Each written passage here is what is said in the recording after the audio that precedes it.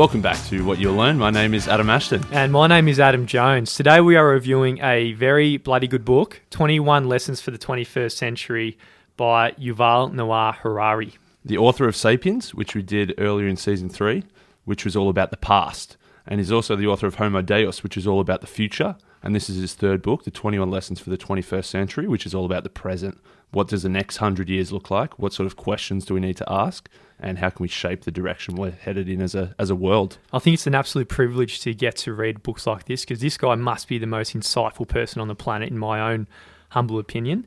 And, you know, there's parts of this book that absolutely just blow my mind with what he writes, and it really takes your brain to different places. So, as you said, this book is all about understanding the present and in context of the past and the future.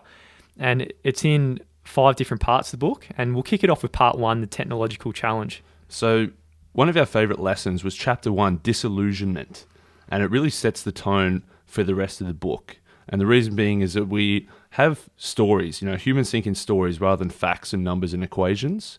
And at the moment, there's 7 billion people, and we all have our own individual 7 billion different individual agendas.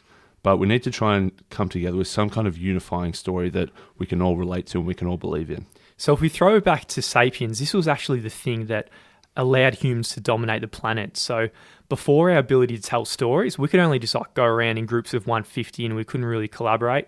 But when back then he says we had some cognitive mutation, all of a sudden we could tell stories, and then we could walk around in groups of 1 million just because we have the same shared idea about, some kind of God in the sky.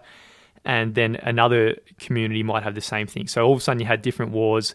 But then if you move it all the way back now to the present, there were new stories that really collect our species together.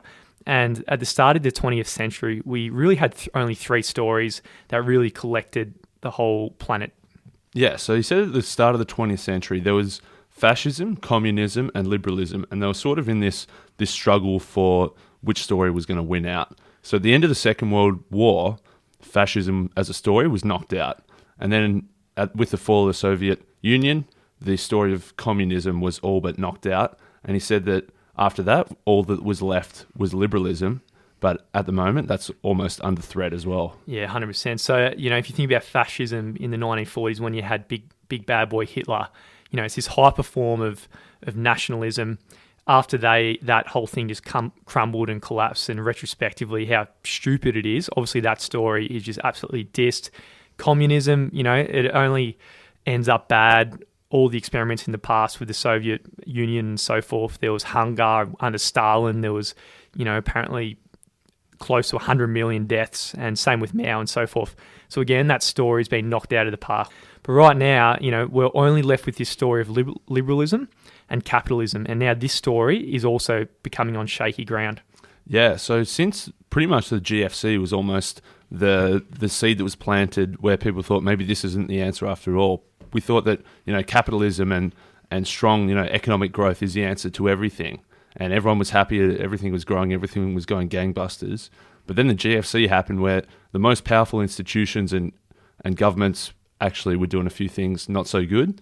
And perhaps maybe this isn't the answer at all, and people are starting to become disillusioned with this story that we all hold. Yeah, so this was the only story that we've got, and right now we might be collapsing with this story. Because, right now around the world we've got things like global warming, and traditionally with liberalism this was a thing that it was always this reliance on growth to get us solve every single problem that was presented to the human species, and it got us above the poverty line and all this kind of stuff. But right now, economic growth is not going to get us away from global warming.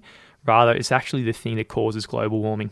Yeah. So he said that in 1938, humans had options of 3 global stories to choose. In 1968, we were down to 2 stories. In 1998, we had 1 story. And he says in 2018, we're down to 0 stories. And he says that because, this idea of liberalism is starting to crumble as well, we're suddenly left without any story, any unifying story. And he says that it's terrifying and nothing makes sense when you've got no underlying story that you live your life by.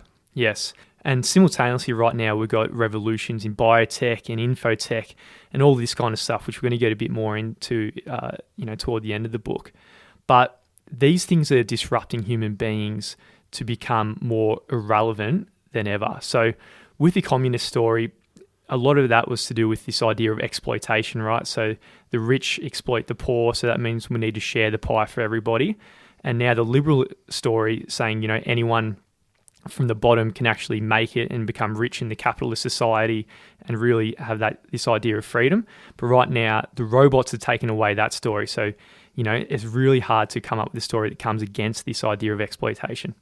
Yeah, and it's sort of important that because, you know, Yuval's saying that this is really a crucial time where there's going to be a lot of massive changes, and we need to have some kind of philosophy or story that sort of guides what we do over the next 10 years and the next 100 years, with some massive, massive, massive changes that are coming that we'll talk about through the rest of the book. But at the moment, like I say, with Brexit and with Trump and big different ideas, he's saying that there's no story left and there's nothing to guide how all this massive change in biotech and infotech are going to develop over the next couple of years. And he says that without that underlying philosophy, it's going to be super dangerous to have massive change with no guidance. It's going to be very interesting going forward. You know, what story can we come up with to fight the new challenges of the human species, like global warming? And, you know, in my brain, I've got nothing to dig from there. I think we're pretty fucking cooked, if I was brutally honest.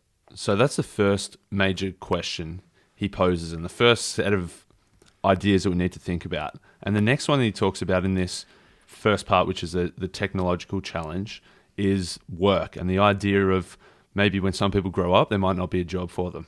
Yes, which is kind of unfortunate, as we're going to find out as we get into it. So there's people in two different camps, but both really have the same ending. So in one camp, some people believe that in just a decade or two, billions of people will become economically redundant. But then in the other camp, they think even in the long run, automation will keep generating new jobs and greater prosperity for all. Yeah, so they think that, you know, we've heard all these ideas that AI is coming and robots are coming and machines are going to take over all humans' jobs. So some people think that even as jobs are replaced, new ones will come in that need to service those machines. And some people think that, you know what, in 10 years, we're all going to be slaves to the robots and all our jobs are going to be gone. So there's two very different camps. And he says that even for the last 2 centuries, as far back as the 1800s, people were worried that automation and machines are coming to take their jobs. But really nothing's ever materialized. 200 years later, we're still fine. It's all good. But Yuval says that even though we've got the same fears that we had 200 years ago, this time it could be different and it could be the end. Yeah, so, you know, all those people who think, oh, we're going to be fine, think back to the Industrial Revolution, you know, there's just more jobs and new jobs, but they just didn't know what jobs they would be. But they just came in and then, you know, all human society, we flourished and the unemployment rate stayed low. But if you fast forward it to today, and if you really look at it, Yuval style, we'll call it, you know, human beings have two types of abilities, physical and cognitive. And back in the Industrial Revolution, they knocked out a lot of the physical side of things. But AI, it's taking our only other ability we have over these systems and technologies, and that's the cognitive side of things. Yeah, so 100 years ago, machines could do physical tasks a lot better than humans, but you still needed humans to run the machines because humans were still far superior cognitively over the machines. But now that AI is coming, artificial intelligence is coming to now take over these cognitive skills. Like if our physical abilities are done better by machines and now our cognitive abilities are going to be done better by machines, what's left for us? Yeah, I don't know, mate. There's not a third ability that I can think of other than physical and cognitive.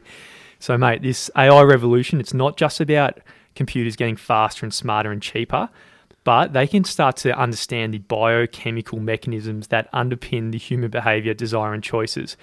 So, right, they can better predict our behavior, better than bankers, lawyers, and drivers. And the thing is, they don't have the same limitations as we do. You know, we've done a lot of books on psychology and cognitive biases, but the machines don't have these. And we think that, you know, the person who's the best financial trader in the world or a top of their cognitive field, we think, oh, this guy's or this girl's got the best intuition and they just have a natural ability to be really good at this specific task. But really what Yuval says, it's not intuition, it's just a long exposure to patterns, and it's really just pattern recognition. So you've seen the same things forming over and over and over, so you think you've got this intuition that you know what's happening next, but really it's just deliberate practice almost for this pattern recognition. But what he's saying is now your computers don't need 30 years of training. They just need to pattern recognize better than humans can, which they're doing. So pretty much we're cooked. Yeah, that's right. So, mate, everything is just pattern recognition on that level. But if you take it down to the deep human level where you think creativity and all this kind of stuff's involved, it's really just a whole bunch of different biochemical processes. And eventually AI is going to be able to understand these processes, right? So, it could get pretty bloody wild, for a lack of a better word, when they can just say, all right, this person's got this emotion coming up, and then the AI might start to optimize for this emotion, right? So say if you think of the area of music, so in the area of music, so one specific person might really like this, niche type of house music, and then all of a sudden the AI realizes the emotion's getting up and he's having a real high, and then it might optimize just for this one person. You have this AI making this whole fucking wild song just for this person, and then they're going on a wild bender for 6 days. Mate, that was in the book as well, that he was saying that if, say, you go through a time, something bad happens during the day and you feel sad, and you've got certain biochemical things happening inside of you, and what you normally do to do that is listen to a certain type of music and it picks you up. Whereas rather than you deciding to do that, the AI inside of your body will learn that, okay, he's got these chemical things happening, so something bad must happen. What he usually does to fix that is listen to this type of music, so they can start to predict things way better just based on that, which a human could never do. Mate, so as we alluded to earlier, the biggest thing about these robots coming, a lot of people might get excited by the things of, oh yeah, they're taking all their work, we don't have to do much, we can just hang out all day. But unfortunately, these class of people who don't have to work, they're going to be useless to society. There's no better way of putting it. There's going to be people who can't really add any value just because all opportunities to add value are already taken. Yeah, he says that, okay, there might be new jobs replacing the old jobs that are getting taken away by machines, but the new jobs would be things like maintenance, controlling these like remotely, data analytics, cybersecurity, all of these things that would be replacing the tasks that the humans would be doing, and you're now maintaining or controlling these machines. But that's not something that everybody can do. That's like something you need to be seriously educated to do. So he says that in the past, say in the 19th century, guys who were riding wagons and on the back of horses, they could switch over to driving taxis. And that was the 19th century change and the 20th century change. But now he's saying that these people who are driving taxis might not be able to then shift to, running cybersecurity. He's saying it's a completely different shift, not just from one physical task to another physical task. You need to try and shift from physical to cognitive. And he's saying that these people at the bottom, the lower class, could become the useless class, he says, as they get pushed out altogether, which is a harsh thing to face, but the way Yuval puts it, it makes sense. Yeah, it's much easier for them to say, oh, I'm being exploited by my boss, working long hours in this factory, compared to just being irrelevant and being absolutely useless. So, yeah. One positive in all this, he says that at the moment, and he thinks still in the future, that currently if you look at a team of humans or a team of AIs by themselves is still inferior to a team of a human plus an AI. So he's saying still in all jobs today, the combination of a human mind and the AI is still outperforming just an AI by itself or just a human by itself. So there's a glimmer of hope there. Oh, let's hope so, mate. So, yeah, man, that's our take from part one of the book, the technological challenge. Big challenges, big questions. So for part two of the book, we shift towards a political challenge, and chapter 7 is all about nationalism. So we've kind of set the scene a little bit with some of the challenges that we're going to face in the 21st century. But right now, there is this trend at the moment. So you got Trump, which is kind of more of a nationalism agenda, all about making USA great again. You got, Brexit, so Britain leaving the EU. So there's these movements towards this idea of nationalism. But this whole chapter kind of questions whether nationalism really does solve these unprecedented problems of the world. So we feel this relationship and this loyalty to our immediate family, our brothers and sisters, our cousins, our parents. We've got that thing that we belong to the family, so we've got this loyalty to them. It also extends to maybe our neighborhood, our community, but it also extends to our nation in that we think that if I'm from Australia, I've got some kind of inherent link and loyalty to the other 25 million people in Australia. And that in itself is not necessarily a bad thing, The problem comes when this idea that your nation is unique and special and that your nation is better than others. So just belonging to a nation isn't bad, but when you think I'm Australian, so I'm better than every other country, that's when real issues start to pop up. It could be a very bad thing to have such strongly held national identities, but he's saying most of the massive challenges that we face in the 21st century are global challenges, and they can't be solved by any one nation. They need to be collaborative, where everybody works together with a sense of globalism, not nationalism. So we got the first big challenge we got that he goes into is the ecological challenge, which is, in short, the biggest ecological challenge we got at the moment is global warming. So, humans have been around for hundreds of thousands of years, agriculture for 10,000 years. We've had this huge spike in greenhouse gases in, the last few centuries, and it's a fucking wild experiment about what's going to happen. You got people on both sides of the equation making predictions, but at the end of the day, it is just an experiment, and if the experiment goes badly, then we're all pretty cooked. So we need some kind of solution to this experiment we're going on. Yeah, he says the deserts are expanding, the ice caps are shrinking, and with all these different changes that are coming, he says we're sort of coming to tipping points where, because the ice caps have been shrinking, that we're not reflecting as much of the sunlight, and so that's making it even worse. So it's almost like this downward spiral that's getting worse and worse and worse, and it's almost at a tipping point where it's going to start to accelerate these negative changes as well. Yeah, hopefully we don't get to that point. So it's above 2 degrees, apparently this tipping point is, and we don't want to hit that. So Yuval, he asked, so where does nationalism fit this picture? So globally right now, we need to kind of hit this short-term pain of moving toward renewable energies, and we're going to be much better in the long run. But whatever countries make that short-term pain in that direction and the other countries don't, then all of a sudden everyone just burns or in a position of complete inaction.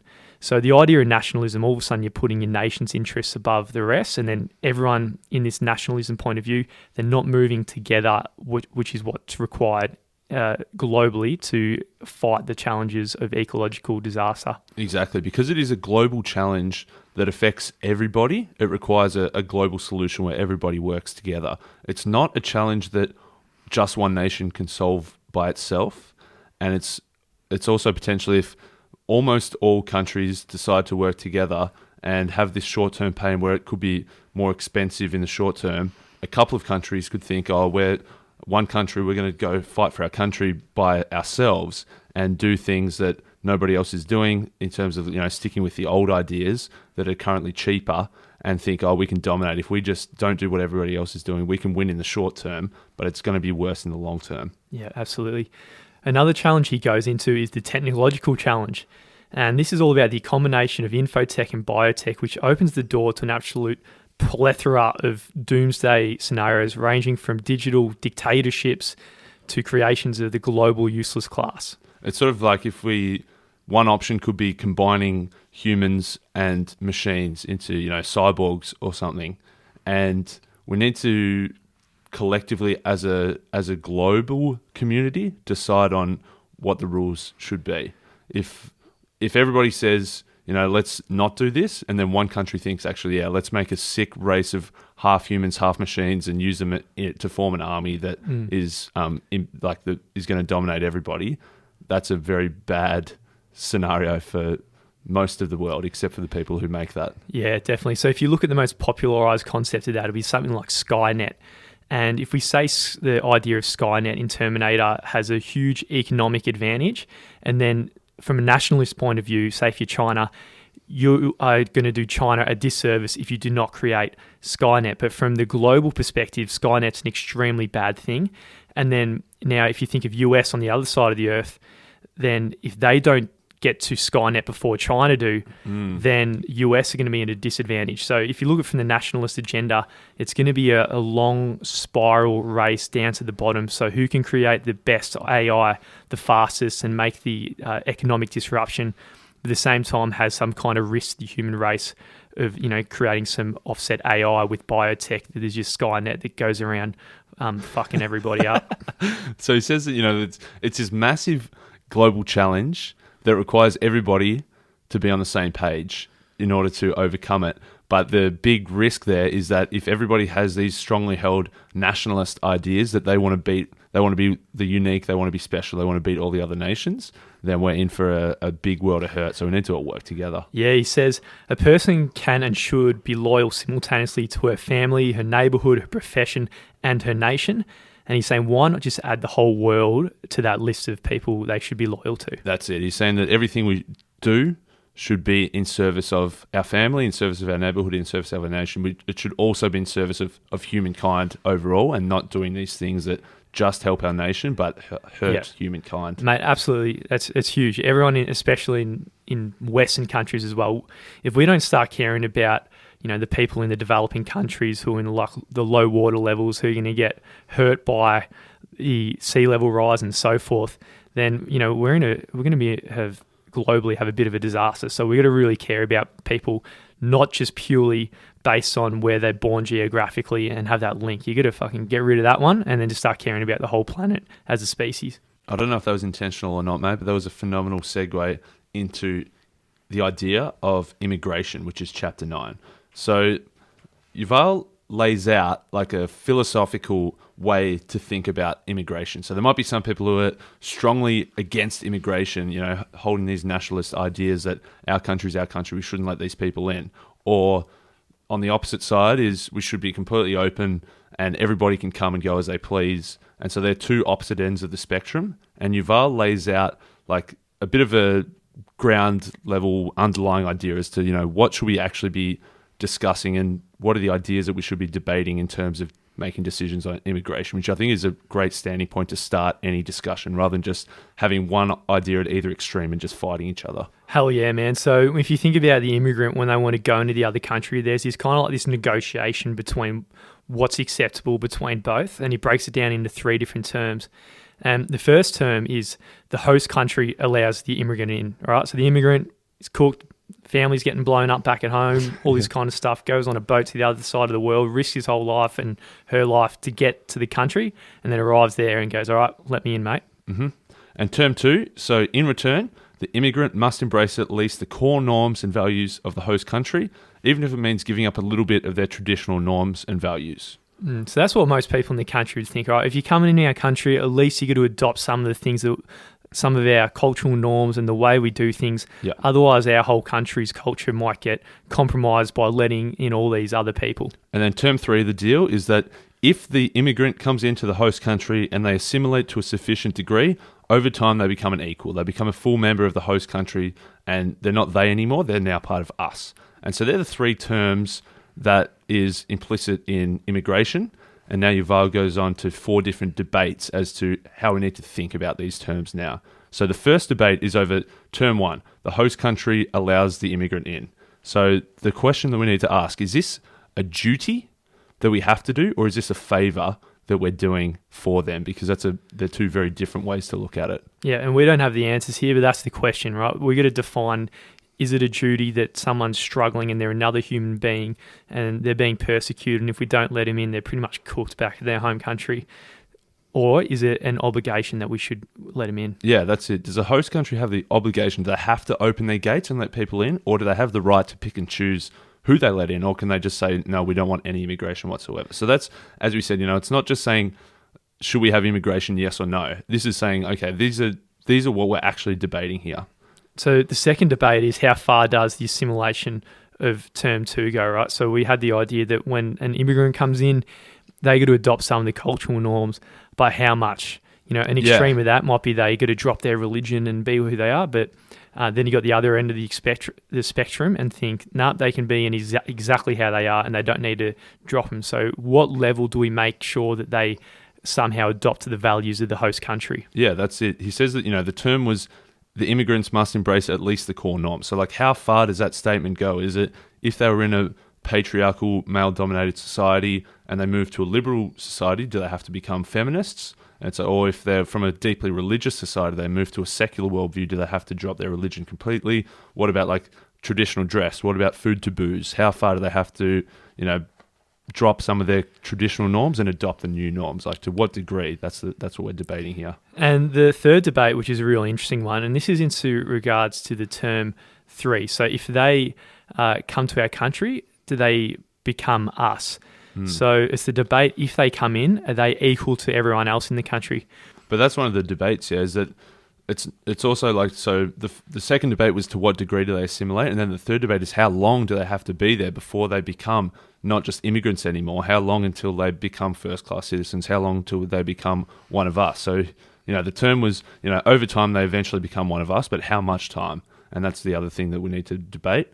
And then the fourth debate is the deal actually working? Are both sides, is the immigrant and is the host country, are they living up to their obligations of the first three terms and the first three debates? Yep. So again, Yuval, he brings up a whole bunch of questions, not the answers, but it really does set the framework for the way of understanding it. And after reading stuff like this, you can really put the whole thing in a much better perspective, the debate around immigration, because it's going to be one of the big challenges of the 21st century. Mate, this is, I just thought that it's like the book we did, Win Bigly, which is called, about influencing and persuading people, and it was called the high ground maneuver. So the getting caught in the weeds would be one person that says, no immigration, don't let anyone in, and the other side of the argument is let everybody in, and they're just going to fight at each other. But this is the high ground maneuver where we're going, okay, these are the three terms we can agree on, these are the three things we need to debate. It's just the perfect way to have a structure to these debates, not just fighting strongly for your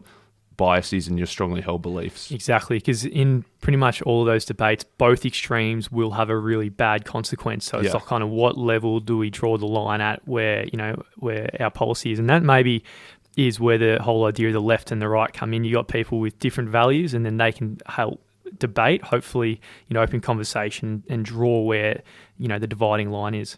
Important questions again, and that's the end of part 2. And we move on to part 3 now, which is called Despair and Hope. And chapter 10, Terrorism. So if we look at terrorists since 2001, right? So in the European Union, they've killed 50 people and about 10 people in the USA, 7 people in China, and globally 25,000 people. But pretty much all of the terrorist kills have been in the Middle East, Iraq, Afghanistan, Pakistan, Nigeria, and so forth.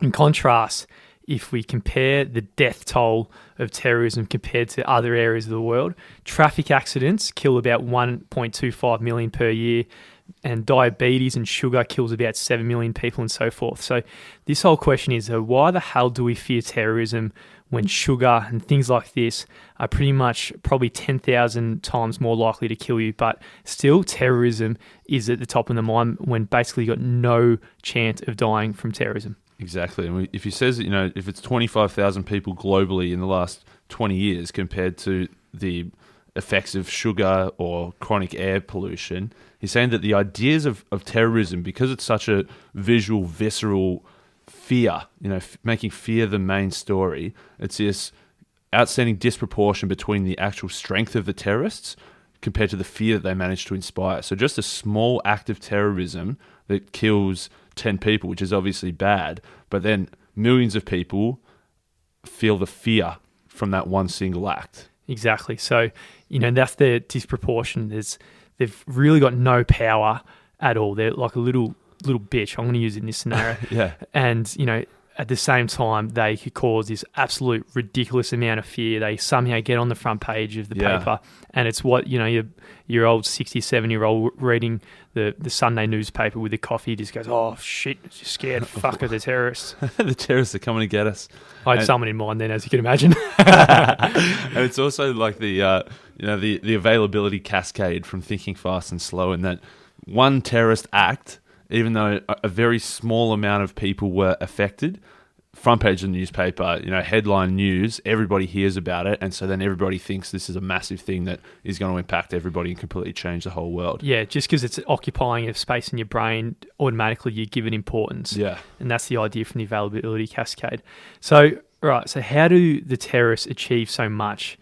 And the terrorists hope that even though they can barely dent the enemy's material power, their fear and confusion will cause the enemy to misuse their own strength and overreact. Yeah, so they think that, okay, say September 11, a couple of planes were hijacked, and even though it was a small thing that they didn't impact materially on the nation, it led to a decade of shifting all of the US's resources towards, fighting the war on terror. and that such one small act led to a massive shift because they've forced the government and the people to misuse their strength and focus on the wrong areas. So Yuval says terrorists resemble a fly that tries to destroy a china shop, right? So if a fly's sitting there going, all right, how am I going to destroy this china shop? So what it does, it goes and finds the nearest bull, gets in the ear of the bull and starts and the bull just goes fuck, and then the bull goes wild, and all of a sudden the bull just crushes the whole china shop and everything's destroyed in the process. Exactly. The fly is so weak he couldn't even move a single teacup, but by getting in the ear of the bull and making a small impact, he's completely changed the way the bull acts. Exactly. So that's exactly what the US did. The US being the huge bull, right? So terrorists get in the ear of the US and the minds of all the US citizens. Then all of a sudden, the big bull jumps over to the Middle East, fucks the whole area of the world up. And then in the process, the terrorists actually grow stronger through this, because through the political chaos, that's where the terrorists actually thrive. And that's what's happened. And the terrorists are actually building in strength. And it's been counterproductive what the goal of this bull has been all along. So the fear that the terrorists instill in us is that by only harming a handful of people, everybody now thinks there's a murderer lurking behind every tree. But what we need to do is realize that it's our own responsibility and the responsibility of every citizen to liberate his or her imagination from the terrorists and to actually remind ourselves of the true dimensions of the threat. 100%, man. So the success or failure of terrorism, then it depends on us. So everyday citizens, you or me, it's up to us whether terrorism fails or succeeds. Because if we allow our imagination to be captured by these terrorists and let our fear grow disproportionately, then we're going to overreact to our own fears, and then terrorism will succeed and still be a force in this world. Powerful shit, man. The next idea he talks about is Chapter 14, secularism. Now, most people think when they hear the word secularism as meaning non-religion or opposed to religion. And it's not about what people believe, it's what people don't do or don't believe. But Yuval is saying that secularism is something that everybody should have, regardless of what your religion, like keep your current religion, but add secularism to the mix as well. Exactly. So it's a little bit of salt and pepper. You don't have to throw the baby out with the bathwater. Just add these human values kind of thing. We need to have as part of everyone's kind of belief system if we're going to kick some ass and kick some goals going into the 21st century. And so Yuval says that there's 6 principles, and I'm going to call them Yuval's 6 rules for life. The first one is truth. And so he's saying that the most important secular commitment is to truth, which is based on evidence rather than faith. Exactly. So, right, science, the world's a sphere. It's not flat. It's about billions of years old. It wasn't created 10,000 years ago or whatever. So, just straight there, some of those go up against religion. So, a commitment to truth and understanding of that will take us forward. Exactly. Number 2 is compassion. And compassion is, he calls it another secular ethic, and it relies not on obeying the edicts of any God, this God, that God, whatever your God is, but rather just a deeper appreciation of suffering. So he says that, compassion would mean not killing someone, but it's not killing them because God says don't kill them. It's not killing someone because you have compassion for other human beings. And the third rule for life of Yuval is equality. And he's saying, right, suffering is suffering no matter who, what experiences it. Knowledge is knowledge no matter who discovers it. Right. So we're all, at some level, we're all human beings, and we've got the same kind of value, inherent, intrinsic value in all of us. Yeah. So you shouldn't be privileging the experiences or the discoveries of any nation or class or gender or religion above anyone else. You shouldn't rank any of those above another. It's saying everybody's equal. Suffering is objective, knowledge is objective. Number 4 is freedom. So freedom to think, investigate, experiment, and search for the truth. Yeah, it says humans should always retain the freedom to doubt, to check again, to hear a second opinion, to try a different path. You shouldn't have such overinvested supreme authority in any text or institution or leader that you just go along with whatever you're told. You should always have the freedom to second guess or a little bit of doubt to check again. Yep. Number 5 is courage. So when shit's going down, you got to stick to your values, right? So when, there's all this chaos happening around you and this political turmoil and people are just being, tossers, you got to just stand up, have some balls, and then like stick for what you believe is right or what you know is right, and away from these kind of biased opinions that you might have culturally at the time and so forth. Yeah, he says it takes a lot of courage to fight biases and oppressive regimes, but he says it takes even greater courage to admit ignorance and to venture into the unknown. So, mate, we need a lot of courage to admit that we don't know something, and we need even more courage to venture into that unknown. Yes. And number 6 is responsibility, right? So this comes up in a lot of different books. This is probably from a slightly different angle on it. But at the end of the day, we flesh and blood mortals must take full responsibility for whatever we do or don't do. Don't just handball your issues to the next person along the line. You got to fucking cop it. Say, all right, this is me. I'm here. We're going to solve this shit. Mate, that's Yuval Harari, 6 Rules for Life. 6 things that everybody should have. He says secular education does not mean, indoctrinating kids against God or against a religion or anything. It's nothing to do with that. Instead, having a secular education teaches children to distinguish truth from belief, develop their compassion for suffering for all beings, to appreciate the wisdom and experiences of all of Earth's denizens, to think freely, to not fear the unknown, and to take responsibility for their actions and for the world as a whole. Hell yeah, Yuval. Now we move on to part 4, which is truth, and chapter 15, ignorance. All right, so right now, if you're feeling overwhelmed and a little bit confused about the whole global predicament, Yuval says you're on the right track. So if you're feeling certain and good and rosy about the world right now, you're probably you're not getting it, basically. So if you're confused, you're getting it, which is good. Yeah. And now chapter 15 is ignorance. So we know less than you actually think. Yeah, exactly. We're learning more and more about the world, about ourselves, about the brain, about our emotions. And, other books we've talk about heuristics and shortcuts and things that we use.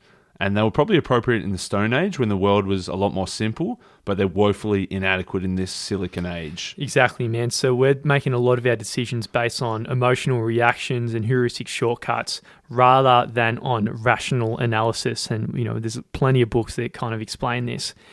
And right now, what's happening in the world, no individual knows everything it takes to build a lot of the things we use, right? So as we've evolved, we've begun to know less and less about the world as it becomes so much more complex. Yeah. And we're relying on the expertise of others for almost all of our needs. Yeah. And, we're learning more, but there's so much more that we have yet to still learn. As the world gets more complex, there's more to know, there's more to learn. And what we do is we rely on other people for our own, I guess, what we think is our own beliefs. So like, say, if you want to build a cathedral, you can't do it by yourself. You're going to rely on other people's knowledge in specific certain areas of different parts of building that cathedral. So we're becoming more interconnected in that we need other people's information because no one person can have it all for themselves. Yes, and then we think that other people's knowledge is our own when really we don't know. So he's got this idea of the zip illusion, and it's a really humbling experiment. So people are asked, hey, do you understand the ordinary workings of a zip? It's something we use every day, yeah, zip. Yeah, you think... I think it's pretty simple, man. It's just like the teeth, the bit goes up and the things lock into each other and that's how it works. And then you unzip and... oh, fuck, mate, I don't know about a zip.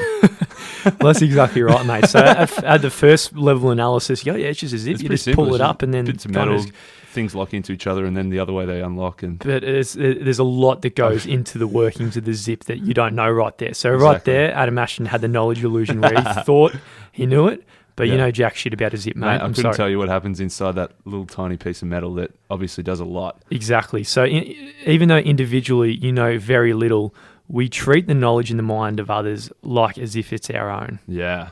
And so where that becomes an issue is someone who knows next to nothing about meteorology or biology is then responsible for creating a new policy to tackle climate change or to talk about genetically modified crops. So say a politician doesn't know a hell of a lot more than the average person, but they're one person responsible for making such a massive potential impact on the whole world that it's just a ridiculous thing to think that anyone would have that much knowledge to do that effectively. Exactly. We'll get into politics later, but the politicians probably as a rule fall for this knowledge illusion more than most. They believe they know a whole bunch of shit and then they make decisions based on the idea that they actually think they know it, but they don't. And, he says, While some hold extremely strong views about what should happen in Iraq or Ukraine, you ask them to point it on the map, they don't even know where they are, right?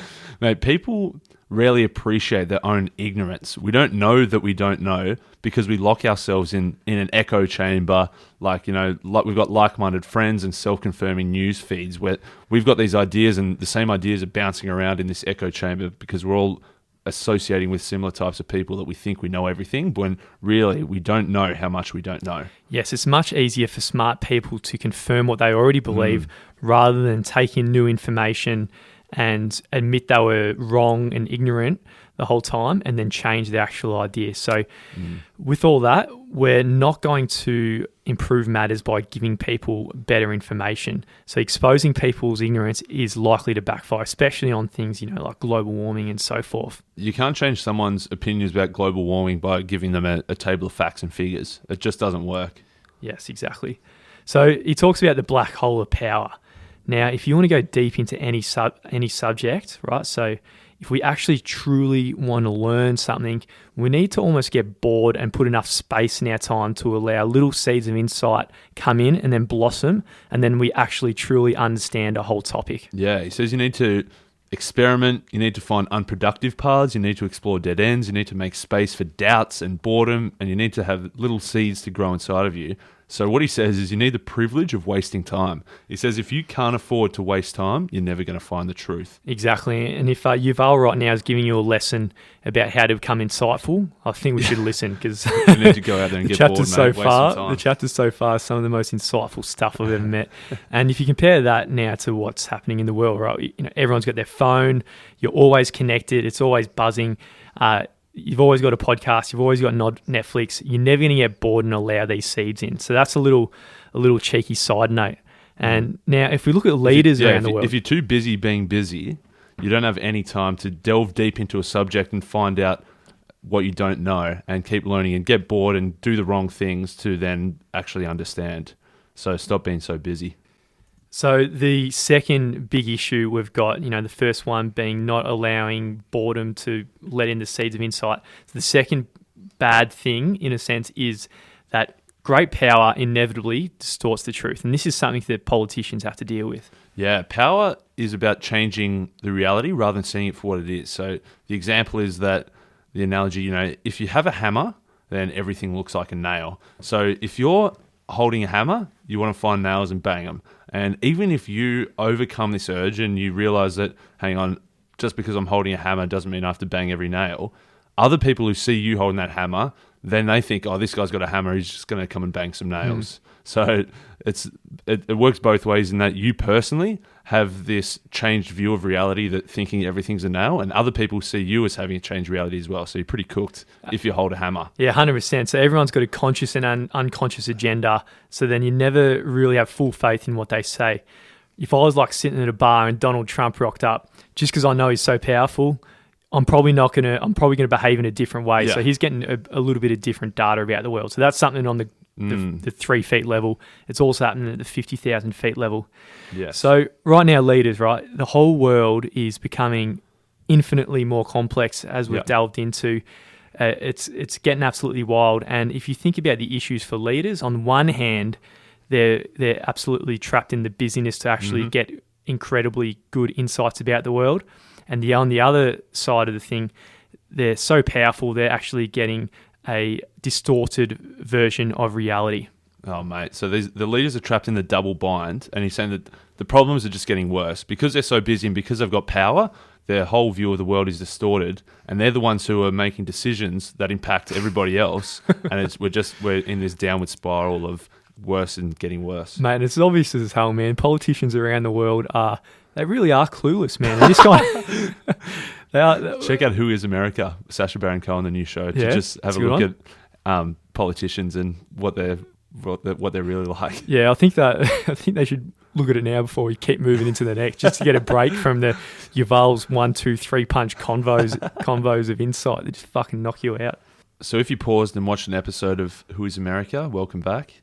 And if you're still rolling with us, You're about to cop an uppercut. We've had the 1, 2, 3 punch combos, mate. It's time for the uppercut. This one is the uppercut. This is the killer blow with a side house, roundhouse kick to your nose. So this is it. This is part 5, the 5th and final part, resilience, and chapter 20, meaning.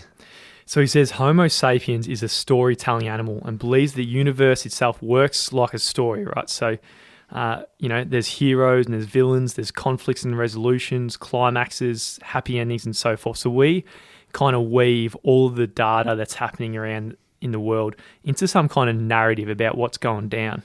And most importantly is we need to feel that every individual has a specific role within this cosmic drama. So there's the big story, and we need to feel, hey, I'm a character in this story, and I've got a very important role to play in the whole story. Exactly right. So this is what it comes down to. When we look for the meaning of life, that's a big question. We want a story that will explain what reality is all about and what my role is in the drama. Yeah. So, what's going down, what story is happening in the world, and what is my role. So, as it might be apparent from this episode, for me personally, it might be, all right, climate change is a thing. So I've got this whole story in my head about climate change. So then all of a sudden, I've got a role into play, and everyone else around the world might have a story, and they've got their own role. Yeah, exactly. A few illustrations or examples of this. One is from Hinduism, and the god Krishna explains to Arjuna that in this great cosmic cycle, each being possesses their own unique dharma, which is like their work, their task, their role, their duties that they must fulfill. And whatever their dharma is, no matter how hard the path is, you enjoy peace of mind if you follow your path. So say there's a washerwoman who's devotedly follows her dharma, her path of the washerwoman. She is superior to the prince that she works for washing his clothes if the prince strays from his path of being a prince. So it's all about everybody has their meaning, their dharma, their role, and if you fill it, you succeed, basically. And if you don't, you're doing the wrong thing. Yeah. So another area in popular culture where this whole story got popped up was through The Lion King, who repackaged this whole ancient story through the story of Simba and Mufasa. Now, we think about Simba and Mufasa sitting up there on that hill, and Mufasa tells him about the circle of life. So he explains that the antelopes eat the grass, the lions eat the antelopes, and when the lions die, their body decomposes and feeds the grass. Now, when Mufasa gets killed by Scar, Simba runs away, hangs out with Timon and Pumbaa, is a real immature little idiot. Hakuna Matata. Hakuna Matata, baby. Everything's no worries. But, his dharma the whole time was to go and be the big dog king of the Lion King kingdom. Yeah. So Mufasa reveals himself to Simba, and then all of a sudden Simba finally understands who he is, what he should do, and he returns to the Lion Kingdom, kills his uncle, reestablishes harmony, and the movie ends with big bad Simba holding the new heir, and the circle of life has been restored. Exactly, man. So it's this story that there was a specific role for a specific individual, and until he fulfilled that role, his life had no meaning. So until he went back and realized, this is my dharma, this is my path, these are my duties, this is my role in the story, it all fell apart. So now if we go back to Yuval's story, which is quite interesting. Now, when he was young, he went to a ceremony where they sung songs about a fallen soldier. So he's from Israel, a fallen soldier died, and at this ceremony they were singing songs, waving flags. It was as if this dude was very, very important, dying for the nation and so forth. So there seemed to be a lot of meaning attached to this event. But then he thought, I want to be like this guy when I grow up. But if I'm dead, how the hell are they going to recite the poem? Then he dug even a little bit deeper. He started thinking about the age of the universe. Hang on, what about in 200 million years? Are they still going to be singing more poems if I follow this path? And then he thinks, well, shit, indeed, there's actually going to be no mammals around altogether. So when he went to that horizon of 200 million years, it all just seems pointless, especially dying for some kind of flag. Yeah. So he says that whilst it is important to have meaning and to have a story where we feel that we have our role to play in the circle of life or whatever our story is, if we look at it too deeply, it starts to fall apart a little bit. Exactly. So we need to construct and form an identity for ourselves and give us some kind of role to play in the world. So there are only two conditions we need in our life to have meaning. Yeah. So the first condition is that in our story, we need some kind of role to play. So within the movie, we need to be one of the movie stars. And so the first condition is that we need a role to play. And the second condition is that our good story that we have, it doesn't extend to infinity, but it does extend beyond our horizon. So it goes a little bit beyond us, but not too far beyond us. Exactly. So that's a common theme in other books. If you want meaning in your life, you need to devote your life to something bigger than itself. Mm-hmm. But if you extend the bigger than yourself horizon to 200 million years, even that seems pointless. Yeah, so exactly. Go beyond yourself, but not too far, because if you look at it from the perspective of the Big Bang in a billion years' time, we're just going to be a little fart in the at the end of the day, the human species. If you are some people, maybe not Carl Sagan. Yeah, well, mate, and the Big Bang's a good example. In that, okay, so there's a story of the Big Bang. So there was these molecules, and then one day there was a Big Bang, and it expanded, and then we got the universe. And so people can grasp onto that story without a real understanding of quantum physics. Like, it's a simple story, and it makes a lot of sense. It's a little bit beyond our horizons, but not too far beyond our horizons. So he's saying that, like any good story, we need to think that, okay, it's beyond our horizons. We're impacting on people more than just ourselves, and perhaps something slightly beyond. After we die, we might leave some kind of lasting change, but we don't need to think that we're going to change the entire universe forever. Mm. So yeah, it can be depressing looking at some kind of light if you really think about it. So he looks at the perspective of his grandmother, but even if you just think of yourself, think about what cultural legacy was left behind by 5 generations ago, grandfather or whatever, and grandmother. In all likeliness, you're not going to remember who the hell they are. Extend that a bit beyond. In 5 or 6 generations, no one's probably going to remember who you are. Yeah. In all honesty, unless you're a big papa making some big changes in the world. But in all probability, you're not. Probably not. You're probably not. So what's the fucking point? And Yuval says, if we cannot leave something tangible behind, such as a gene or a poem, perhaps it is enough if we just make the world a little bit better. So you can help somebody out, and that person can help somebody else out, and therefore you contribute to the world as like a little chain of kindness, right? So if your goal is just to make the world a little bit better, then maybe that's enough. I like it a lot, man. He talks about another analogy here, the weight of the roof. So he says that, a good story, it has to give you a role, it has to extend beyond your horizons, but it doesn't necessarily need to be true. So he says, like, the roof is us, it's our story, it's our idea, it's our role. But he's saying that the roof is probably more important than the foundations, because if you went too deep, it's going to be pretty shaky foundations. Whatever your story you formulate for yourself is based upon, it's important to have the roof, the story, the idea, but don't delve too deeply into what it's built up upon, because you're probably wrong. Yeah, exactly. So a story can be pure fiction and provide me with an identity that makes me feel like that my life has meaning. As you said, mate, you can knock any story out of the park. It doesn't have to be the perfect story, but it's going to give you meaning. Yeah, that's it, man. So we need that story, we need that meaning to give us a sense of, a role within this world and a meaning for our life. So that's our chapters we took from the book. Our favourite lessons. Our favourite lessons. There's a whole bunch more chapters, and as you can tell, like, every sentence almost contains a lot of insight, and that's why this episode has been so long. Yeah, I personally liked it more than Sapiens in that it's more relevant to right now. It's more tangible as to this is where we are, this is the sort of shit that's coming, and this is what we need to think about in order to make it the world a better place, or not destroy ourselves and have meaning in our life. And mate, it's an absolute mind blower. I reckon with the highlighter here, there was a big percentage highlighted, much more than usual. Yeah, absolutely. It's an absolute mind blower. So if anyone wants to understand the world more, this is a book. You're not going to get a book that will help you in that goal as much as this one. It's an absolute juggernaut in that regard. Being the first episode for October, we've chosen the 21 Lessons for the 21st Century as our book of the month for the What You Will Learn book club. What we do as part of the club, we send you a hard copy of the book, you read it, and you join in the discussion with us. Yep, so it's all the best books we read only. So if you haven't checked it out, go to whatyouwilllearn.com/book club.